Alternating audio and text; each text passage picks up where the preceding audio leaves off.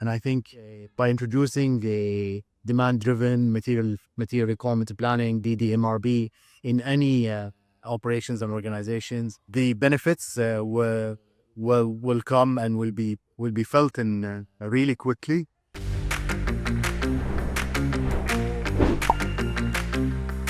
So, Ahmad Khraishi, and I have 20 plus years experience in managing manufacturing operations, supply chain in the metal and mainly energy, oil and gas across the Middle East and the world in general. I'm very excited to participate today in the D2Y's demand-driven supply chain material planning, DDMRP, and I believe that the methodology is robust, and it really gives a lot of valid solutions to most of the challenges and problems that are facing the supply chain managers and production planners in today's environment, where supply chains have become global, complicated, oftenly disrupted. And I think by introducing a demand-driven material requirement planning, DDMRP, in any operations and organizations, the benefits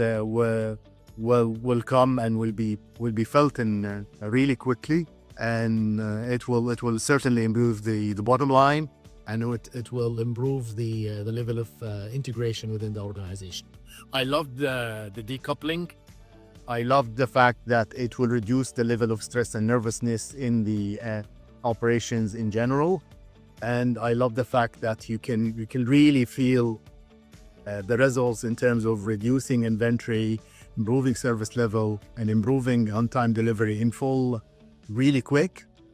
I think these are some of the very strength factors and elements of the method, and I look forward to be able to implement it to places I work in and clients that I consult to. And in my opinion, the methodology will come new, and some of the classic planners, those who will spend in years planning using conventional MRP, will need to be introduced softly and nicely. And I think the training is important part for them to become familiar with the process and to learn it by doing it. And that would be the first step if the companies are looking for a successful implementation of the process.